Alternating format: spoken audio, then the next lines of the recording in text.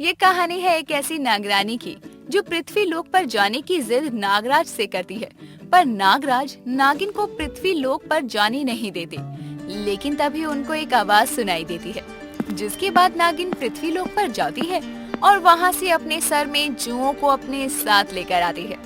शुरुआती दिनों में तो उसको कम परेशानी हो रही थी, लेकिन आगे आने वाले समय में इन जुओं ने न सिर्फ नागरानी बल्कि नागलोक के सभी नागलोक वासियों को भी परेशान कर दिया था। जहाँ देखो वहाँ सभी अपने सर को खुजा रहे थे, पर क्या उनको इन जुओं से कभी छुटकारा मिल पाएगा? क्या आगे आने वाले समय में नागलोक में शांति होगी? जानने के लिए बने रहिए कहानी के अंत तक। नागरानी विशाखा नागलोक में बैठकर अपने जादुई गोले से धरती लोक पर देख रही थी, जहाँ वो पृथ्वी पर जगह जगह सुहाना मौसम देखकर खुद से कहती है, ये पृथ्वी लोक कितना प्यारा लग रहा है। हर जगह हरा भरा देखकर हमारे दिल को तसल्ली होती है। पृथ्वी लोक को देखकर अब तो हमारा मन कर रहा है हम भी पृथ्वी लोक पर जाएं। विशाखा खुद से बातें कर ही रही थी, तभी विशाखा के नाग प्रीत अपने कक्ष में आते हैं, जहां वो अपनी अर्धांगिनी को जादुई गोले में पृथ्वी को देख खुद से बातें करते हुए देखते हैं। उनको इस तरह खुद से बातें करते देखकर वो नागरानी विशाखा से कहते हैं, नागरानी विशाखा, आप इस जादुई गोले में क्या देख रही हैं? कुछ नहीं प्रीत जी, बस हम गोले में पृथ्वी लोक को देख रहे थे। देखिए ना, पृथ्वी लोक पर कितनी हरियाली है। हम तो सोचते थे कि पृथ्वी लोक पर धूल मिट्टी होती होगी, परंतु हम नहीं जानते थे कि पृथ्वी लोक पर इतनी हरियाली भी है। हाँ विशाखा, आपने ये तो बिल्कुल सही कहा। पृथ्वी लोक पर सच में बहुत हरियाली है। नागराज, हम क्या सोच रहे थे, क्यों ना हम कुछ दिनों के लिए पृथ्वी लोक जाएं? ये कैसी बातें कर रही हैं आप नागरानी विशाखा? आप तो जानती है ना कि अभी पृथ्वी लोक पर ना तो ठंड है और ना ही गर्मी, और वहाँ का वातावरण हर समय बदलता रहता है। उनके वातावरण के हिसाब से आप खुद को नहीं ढाल पाएंगी। परंतु नागराज, हम पहली बार थोड़ी जा रहे हैं पृथ्वी लोक, कृपया कर हमें जाने दीजिए ना। नहीं नागरानी विशाखा, आप हमसे वहाँ जाने की जिद ना करें, क्योंकि हम जानते हैं कि आप वहाँ जाएंगी और आपकी तबीयत बिगड़ जाएगी, क्योंकि हमसे बेहतर आपको कोई नहीं जानता। आप जब भी वहाँ जाती हैं आप बीमार हो जाती हैं। विशाखा और प्रीत के बीच में ये बहस हो ही रही थी, तभी उनको पृथ्वी लोक से एक गुहार सुनाई देती है, जो कि जादुई गोले से आती है। हे नागरानी, मेरे यहाँ पर आज से 2 दिन बाद शादी है। मैं आपको न्योता देती हूँ। कृपया करके आप मेरी बेटी की शादी में आकर मेरी बेटी की शादी को पूरा कीजिए। उस भक्त की गुहार और न्योता सुनकर नागरानी विशाखा अपनी नाग प्रीत से कहती है, अब आप क्या कहेंगे नागराज? अब क्या अब भी हमें पृथ्वी लोक पर नहीं जाना चाहिए? अब हम क्या ही कह सकते हैं नागरानी, अब तो हमारे भक्तों ने आपको बुलाया है, इसलिए आपको तो जाना ही होगा। परंतु हाँ, ध्यान रहे आपको, धरती लोक पर ज्यादा नहीं घूमेंगी आप। नागराज प्रीत नागरानी विशाखा को पृथ्वी लोक पर जाने की आज्ञा दे देते हैं। कुछ ही समय में नागरानी विशाखा पृथ्वी लोक जाती है और सुनीता की बेटी की विवाह समारोह के साथ साथ वो पृथ्वी लोक का भ्रमण भी करती है। भ्रमण करते समय जब नागरानी विशाखा पृथ्वी लोक के जंगलों का भ्रमण कर रही थी, तब वो खुद से कहती है, हे भोलेनाथ, पृथ्वी लोक कुछ ही सालों में इतना बदल गया, ये हमने कभी स्वप्न में भी नहीं सोचा था।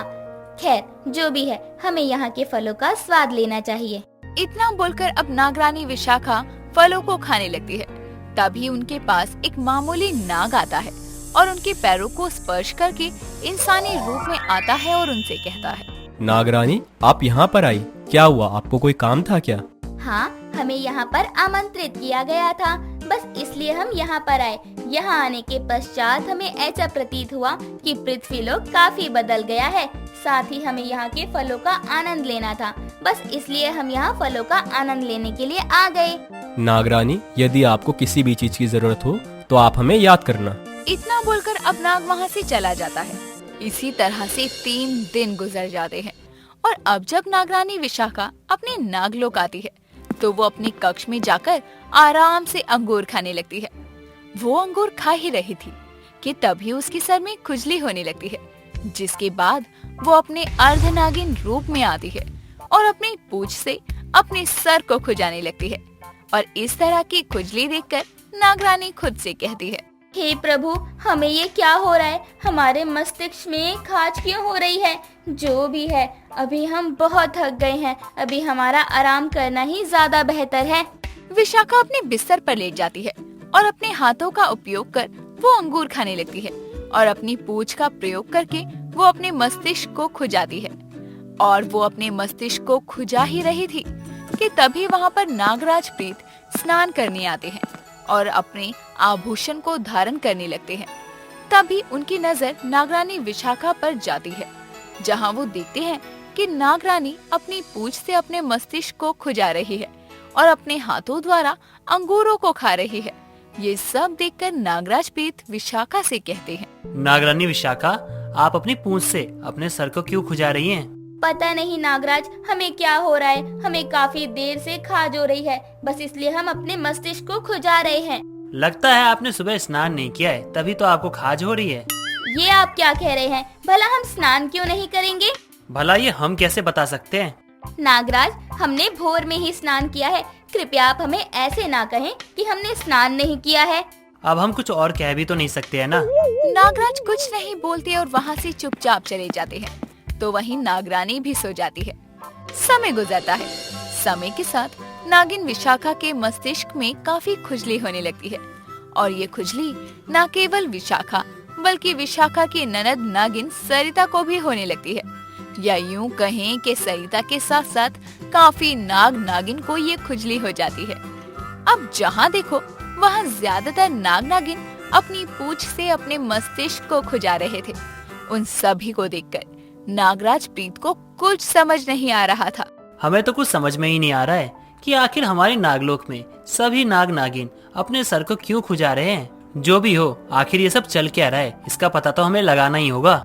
इतना बोलकर अब प्रीत शिव जी के मंदिर में जाते हैं, जहाँ वो देखते हैं कि एक नागिन अपने दोनों हाथों द्वारा पूजा की थाल पकड़े हुए है और अपनी पूंछ से मस्तिष्क को खुजा रही है। हे प्रभु, आखिर ये सब क्या हो रहा है? ये कौन सी बीमारी आ गई नागलोक में? आखिर हमारे नागलोक में ऐसी कौन सी हवा चल रही है जो... नागराज खुद से बातें कर रहे थे। तभी वहाँ पर पंडित आ जाता है और नागराज को प्रणाम करते हुए उनसे बोलता है, नागराज को मेरा नमन। नागराज, ये कौन सी हवा चली? हम इसके बारे में जानते हैं और हम ये भी जानते हैं कि ये बीमारी आई कहाँ से है। पंडित जी, अगर आपको यदि इस बीमारी के बारे में पता है तो कृपया करके हमें बताएं कि आखिर ये बीमारी कहाँ से आई है। आखिर किसकी इतनी हिम्मत हुई हमारे नागलोक में ये बीमारी लाने की? ये बीमारी नागलोक में कोई और नहीं नागराज, बल्कि इस नागलोक की नागरानी विशाखा लेकर आई है। जब वो पृथ्वीलोक पर गई थी तब वो विवाह में सम्मिलित हुई, उसके पश्चात ये जंगलों में भी गई, तब भी इनके मस्तिष्क में एक जुए आ गए। जुए? पंडित जी, ये जुए क्या होता है? यदि किसी प्रकार का कोई राक्षस है तो हमें बताइए, हम अभी इन सब राक्षसों का नाश कर देंगे। नहीं नहीं महाराज, ये कोई राक्षस नहीं है, बल्कि ये किसी प्रकार के कीट हैं। जैसे सभी का एक जीवन होता है, ठीक उसी प्रकार इनका भी जीवन है। ये कीट मस्तिष्क में जाकर मस्तिष्क का रक्त पीते हैं। यदि ये मस्तिष्क में रहे और इस तरह से रक्त पीते रहे तो नाग नागिन या तो पागल हो जाएंगे या फिर वो अपनी जान गंवा बैठेंगे। हे प्रभु, यदि ऐसा है तो हमें इसका कोई ना कोई उपाय निकालना पड़ेगा, नहीं तो बहुत बड़ा अनर्थ हो जाएगा। पंडित जी, क्या इसका कोई उपाय है? इसका उपाय केवल वहीं मिलेगा जहाँ से इस बीमारी की शुरुआत हुई है। परंतु इसकी शुरुआत हुई कहाँ से है? वहीं से जहाँ से नागरानी इसको अपने साथ लाई है, पृथ्वीलोक से। वहीं इसका तोड़ है। इसका अर्थ ये हुआ पंडित जी कि हमें इस कीट का इलाज करने के लिए धरती लोक पे जाना होगा। यदि वहाँ जाने के पश्चात भी हमें इसका तोड़ नहीं मिला तो? नागराज, आप नागिन विशाखा को पृथ्वीलोक पर एक इंसानी रूप में ले जाना और वहाँ के चिकित्सक से दिखवाना।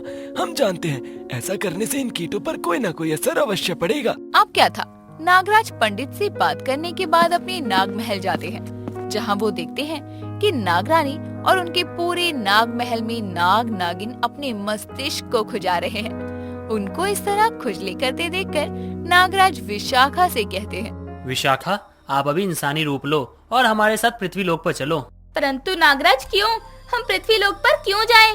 क्योंकि हमें पता चल गया है कि नागलोक में सभी के सर में खाज क्यों हो रही है, और इसका कारण कोई और नहीं बल्कि आप है।